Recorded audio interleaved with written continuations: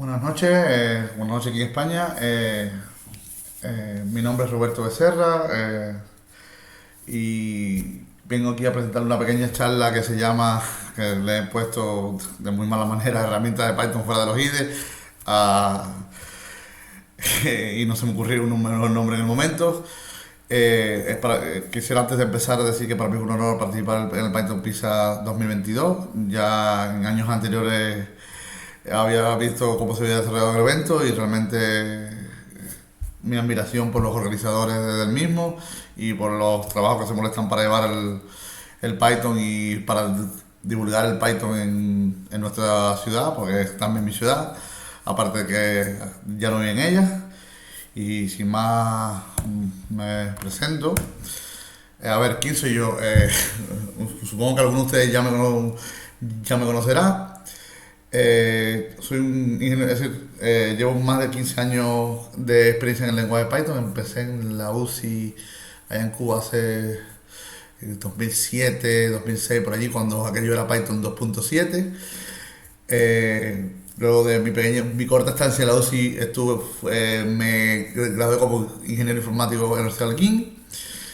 Luego hice una maestría y también la de MAIPA y finalmente este año logré mi doctorado es decir, este año logré mi doctorado por la Universidad de Málaga y actualmente me desempeño como CTO en una pequeña startup de aquí en Málaga, de que nos dedicamos a los grupos, a la conciliación de grupos hoteleros y utilizamos mucho tecnologías basadas en Python. Mis objetivos en esta charla es un poco mostrarle que existe vida más allá de los IDE. Supongo que la mayoría de ustedes usado PyCharm, Visual Studio Code, o yo que sé, Eclipse PD en su momento, o IDEs de estas magnitudes como entornos de desarrollo para desarrollar sus aplicaciones de Python. Con el tiempo, yo he ido usando un grupo de herramientas que me han permitido al final tener una especie de workflow de desarrollo alternativo al tradicional de los IDE. Y eso es más o menos lo que les quiero mostrar en esta charla. Cómo se puede trabajar con Python fuera de los IDEs tradicionales. Va a ser corta, no quiero enrollarme mucho, como dicen aquí. Y lo que quiero es que más o menos, como quizás con algunos de ustedes sepan conociendo algunas de estas, sí, salgan conociendo algunas de estas herramientas. Quiero empezar que yo llevo una larga historia con editores e IDEs en Python. Recuerdo que cuando empecé en 2007-2008, en aquel momento lo más avanzadillo que había era el Eclipse PDE, que era un plugin de Eclipse especializado, era Python Development Environment, si no me equivoco, con las siglas de PD, que en aquel momento era revolucionario porque tenía un autocompletamiento bastante bueno para un lenguaje tan dinámico como Python. Y yo flipaba porque no había tipo, no había nada y el PD era capaz de inferir bastante bien. Uno de los grandes problemas que tenía el Eclipse PDE era el consumo de recursos, que era muy alto, y para aquella época recuerdo que tenía que instalar un Linux con un escritorio muy ligero, dígase iWindows Maker, para poder desarrollar cosas con él. Luego, recuerdo que ya estando allá en la Universidad de Arquín, empecé a trabajar con Gini porque había visto algunos blog posts de la UCI de muchachos que estaban usando Gini, que se podía configurar y que se podía poner muy chulo y era muy rápido porque imagínate tú que es un editor hecho con GTK2, si no me equivoco. Era muy eficiente, pero aquello estaba de palo. Es que aquello es un editor con resaltado de código y no mucho más que eso. Luego llegó las primeras versiones que me acuerdo que eran betas del Sublime Text. Aquello fue una super revolución porque el Sublime Text volaba. Aquella cosa hecha en C++, para nosotros incluso siempre usábamos una copia sin registrar y nos ponía un mensaje muy elocuente de que regístrate, pero costaba una cantidad de dinero que, aparte que no podíamos pagarla, no valía la pena pagarlo por un editor de texto y muchas veces los pirateábamos pero el Sublime fue y en Python trabaja muy bien. Pero si Sublime fue una revolución, realmente el que fue una revolución fue el PyCharm.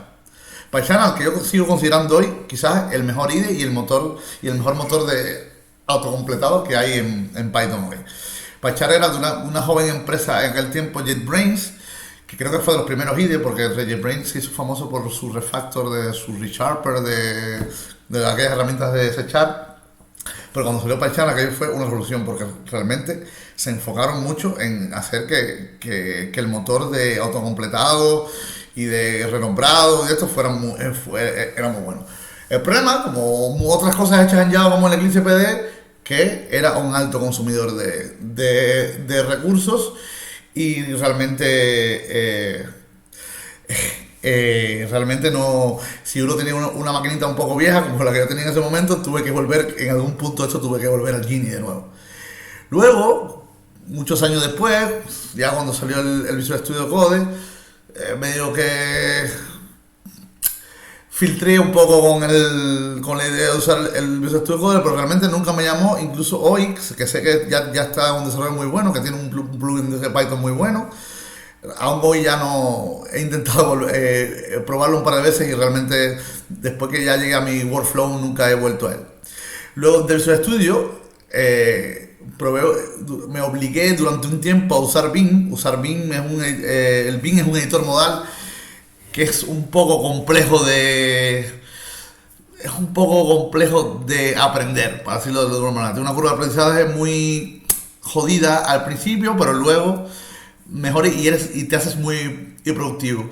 Y lo que uso actualmente es NeoVim, que es una especie de spin-off que tiene Vim, pero que le han modernizado muchas cosas. Hicieron un sistema nuevo de plugins basados en Lua y es para mí hoy lo más ideal para editar código. Es muy ligero, muy rápido, extremadamente configurable, aunque para configurarlo le tienes que dedicar un tiempito, porque yo a mi configuración un par de semanas al menos le he dedicado para tenerla como me gusta.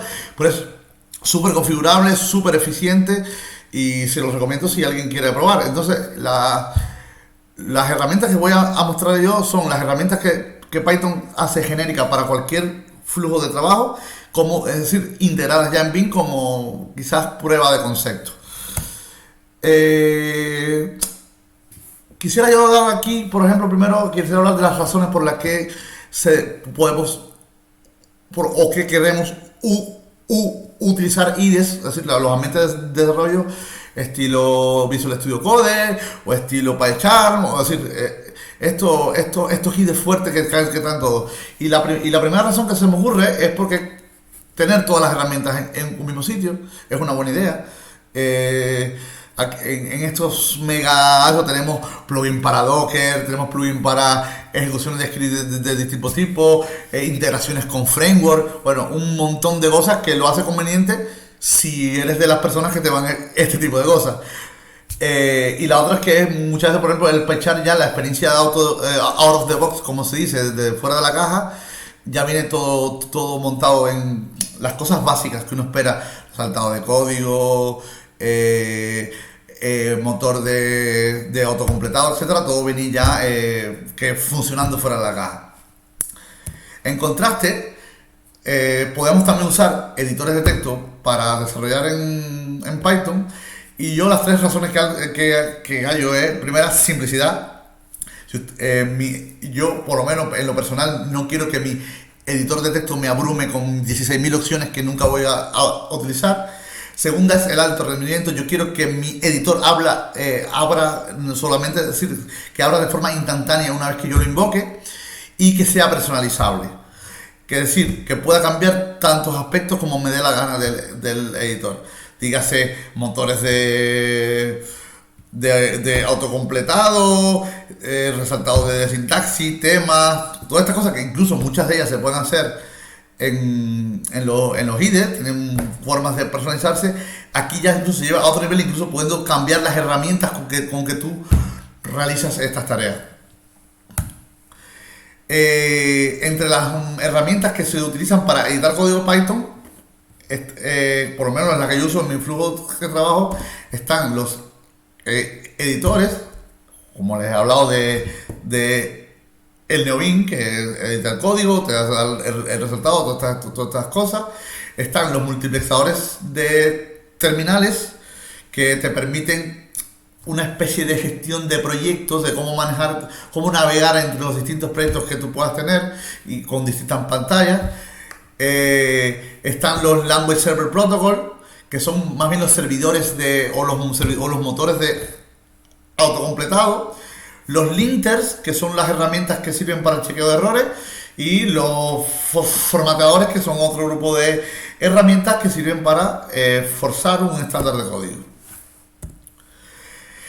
Entre los editores más comunes que se pueden ver, por ejemplo, el que yo uso, que es Neobin, que es un editor modal. Les recomiendo que miren, si quieren introducir esta parte de los editores modales, les recomiendo uno que está hecho en Rust y que ahora mismo está cogiendo mucho hype, que es el Helix. Muy rápido, muy rápido, y además todos los plugins están desarrollados en Rust. Y otro que viene de la vieja escuela, que es el principal competidor de Bing, eso que es el Emacs. Existe una pequeña guerra fraternal entre las personas que usan Bing con las que usan en Emacs durante muchos años. Y realmente, por mi parte, nunca he usado el Emacs. Sé que mucha gente lo usa y que es muy bueno, pero lo que sé es Bing, y con Bing me siento muy cómodo. Y están otros basados ya que tienen interfaz de usuario, como el Genie o el Sublime. Sublime Text no lo pongo como IDE porque realmente es un editor que, como a los otros, tú le vas añadiendo los bloques hasta convertirlo en un IDE si es querido, igual que Bing, igual que el resto. Pero no es como tal, ya no sale fuera de la caja como un IDE. Entre los multiplexadores de terminales tenemos el GNU Screen, que te permite multiplexar entre varias pantallas. Esto es muy útil básicamente para tener, por ejemplo, una sesión abierta en SH y tener otra sesión abierta local y poder cambiar una y la otra de forma rápida y eficiente.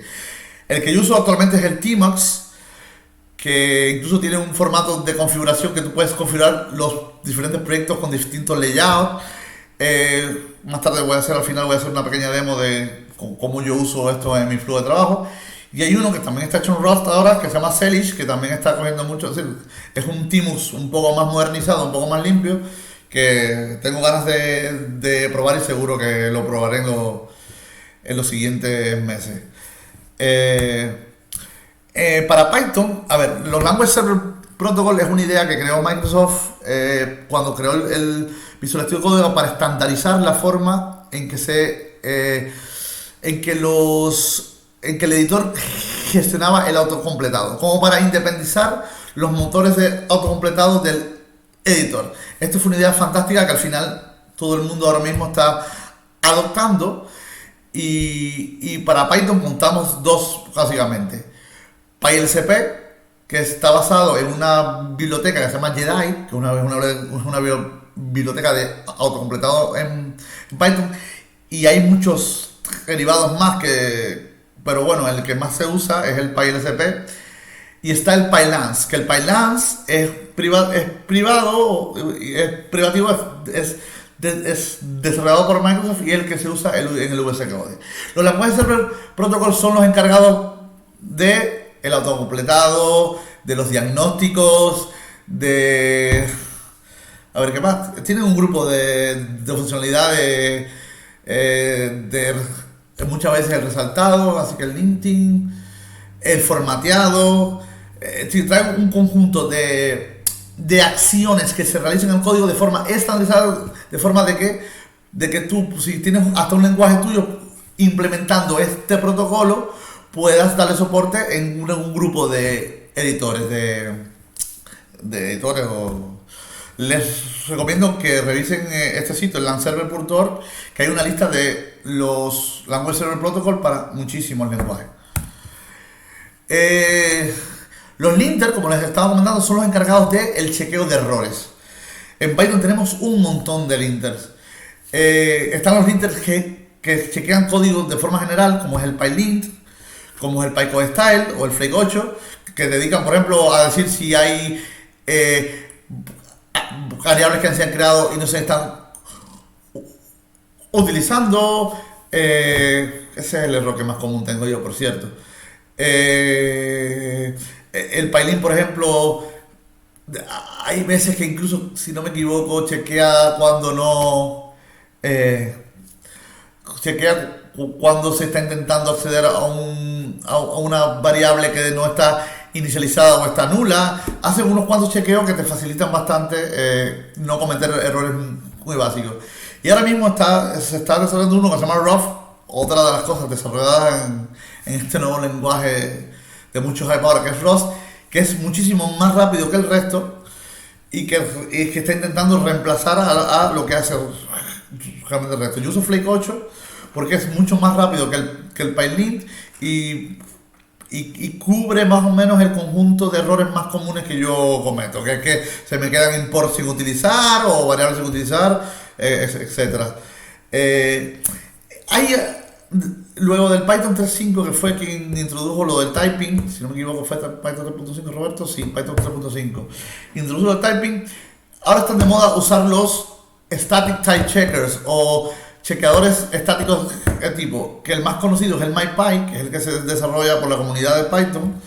Estos básicamente los que hacen es intentar que si tú tienes una variable que tú la declaraste como cadena, cuando le asignes un entero que te muestre un error y así evitar ciertos errores. Hacen muchas más cosas que estas, pero todo es basado en la declaración de tipo. Y actualmente existe una pequeña guerra entre tres grandes gigantes en cuál de ellos es el que se va a imponer realmente como estándar. Está el PyWrite, que lo desarrolla Microsoft, está el Pyre, que es de la gente de Facebook, de Meta, y el PyType, que lo desarrolla Google. El que está, por ejemplo, es decir, si estás usando VS Code, muy probablemente estés usando el PyWrite o al menos algo de él. Y están los específicos que ya buscan problemas muy específicos, como por ejemplo el Bandit, que lo que hace es chequear errores comunes de seguridad, por ejemplo, que nos ponga contraseñas dentro del código, etcétera. Y está el McCave, que hace chequeos de complejidad. Quiere decir que si yo tengo que si mi función es muy larga y muy compleja y está muy anidada, él se va a quejar porque tiene unas métricas de complejidad que cuando tú las excedes, entonces él lanza unos warnings muy específicos. Yo esto no lo uso realmente en mi workflow normal, porque para esto uso SonarQube, que cuando lo mando a correr en todo mi de este código, estos problemas de seguridad, esto casi siempre me los reporta y de ahí entonces que yo los corrijo. En los formateadores, que son los encargados de forzar, digamos de alguna manera, un estilo específico, hay tres grandes formateadores en Python. Está el AutoPep 8, el Black y el Yet Another Python Formatter. Yo realmente el que más estoy usando es el Black, que parece que es que el más aceptado realmente por la comunidad. Y cuando tú trabajas solo, esto no es una cosa muy necesaria porque tú más o menos mantienes tu estándar, pero cuando trabajas en equipo, lo de usar los formateadores se empieza a convertir en una necesidad. Y uno que me encanta, que siempre lo uso, es el iSort, que es otra herramienta que me encanta porque sigue la filosofía de Unix de hacer una tarea y una tarea bien, que es la de ordenar los imports en Python. Yo tengo en mi flujo de trabajo, tengo puesto que cuando yo hago un save, él automáticamente me ejecuta el Black y el iSort sobre ese archivo con el que estoy dando save. Bueno, estas son las herramientas que les quería mostrar.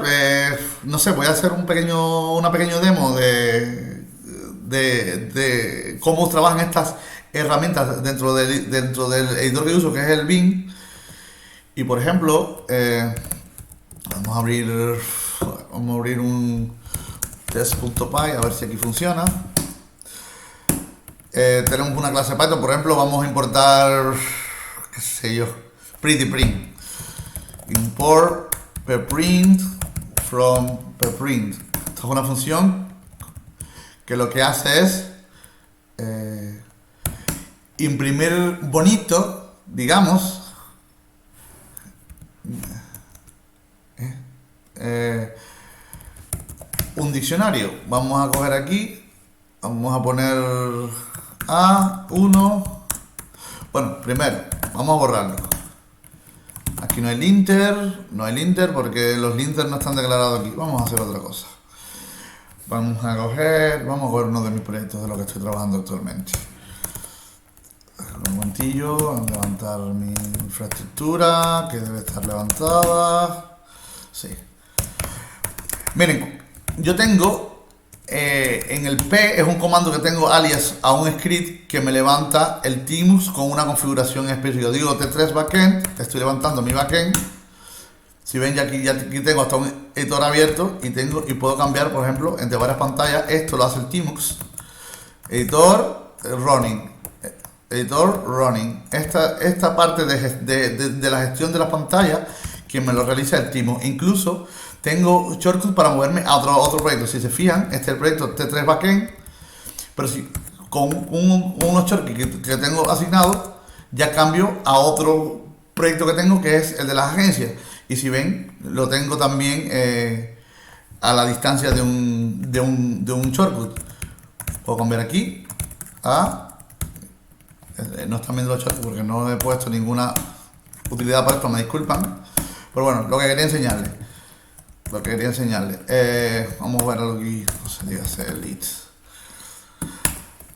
Por ejemplo, si yo aquí importo client, por ejemplo, no sé, una clase client. A ver si está puesto o no. No está puesto la clase client. Por ejemplo, yo pongo aquí from apps.clients.models import client. Que por cierto, ya ven cómo. No, déjame darle para atrás para que vean algo. Miren, este mensaje de error que está por aquí, este mensaje de error viene del linter. El linter es el que automáticamente se está dando cuenta que yo había definido client anteriormente. Dice que en la línea 16, vamos a la línea 16, miren client acá arriba y ya se está quejando que lo tengo definido nuevo. Este tipo de errores, quien lo está chequeando es el client. O por ejemplo, que yo borre client, que es un import, y vaya abajo, vamos a ver dónde uso el client para que vean cómo el linter se está quejando. ¿Ven? Aquí dice undefined name client. Esta acción la está haciendo el FLE 8 y la está inyectando dentro del editor. Esta es una de las herramientas más útiles que podemos usar en Python. Vamos a volver atrás. Otra herramienta útil es la del autocompletado. Si ustedes se fijan, al importar yo cosas aquí, por ejemplo, ven que dice módulo LSP. Es que esta información la está mandando el Language Server Protocol hacia este editor. Es decir, esto lo está haciendo una herramienta externa que está enviando hacia el editor. Y por ejemplo, ya aquí se queda enseguida que ya esto es el trabajo del linter que nos... El otro trabajo que le quería mostrar era, por ejemplo, el del ISORT. Vieron que este import está aquí. Si yo le doy guardar, él me va a mover esto de abajo, que es en el orden que él sabe dónde debería ir este import. Y así, de esa forma, me quito el problema de estar acomodando los imports. Él ya, de una manera coherente y sencilla, me va a poner los imports donde van. A ver, otra cosa que le quería mostrar, el formatter. Lo del formatter, que es el black, por ejemplo. Esto, por ejemplo, si yo cambio aquí a un tipo de comillas simples, si lo doy a salvar, vieron que vuelvo a la comilla doble. Eso, quien está haciendo ese trabajo es el formatter. Si yo esto bajo de línea y salvo, él me lo deja otra vez en el formatter. Y estas cosas que ya vienen incluidos en los VS Code, en los PyChart, aquí realmente lo están haciendo herramientas externas que estamos integrando dentro del editor. ¿Y cómo integramos esas herramientas externas? Sencillo. En el caso de este editor en específico, tiene un archivo de configuración que se lo voy a mostrar en un momento. nbin init lua config lcp, y hay un plugin que se llama null lcp que aquí yo le digo para cada uno de los lenguajes cuáles son los flujos que yo quiero poner. En el caso de Python, le pongo el isort, el black y el linter como flake 8. Y eso me permite que todas esas herramientas estén integradas dentro de dentro de mi dentro de mi editor y en mi workflow en general. Al igual que los Language Server Protocol, yo aquí declaro todos estos Language Server Protocol según los diferentes lenguajes que yo uso y realmente se configuran, bueno, una configuración Lua, no los quiero aburrir con eso. Si alguno está interesado en ver mi configuración, sin problema yo se la mando y para que sepan cómo hacerlo. Y todo esto, es decir, mi trabajo a diario, tanto en Python incluso como en TypeScript, JavaScript, todo lo hago usando herramientas externas. Es decir, todas son herramientas que vienen individualmente para hacer una tarea y que yo integro en mi editor. Muchas gracias por la atención. Yo lo quería, a ver, mi objetivo con esta charla era que vieran que existen otras herramientas para poder editar código Python que no es las tradicionales de los IDE. No sé si he logrado el objetivo, pero es lo que tengo para contarles. Muchas gracias por su atención.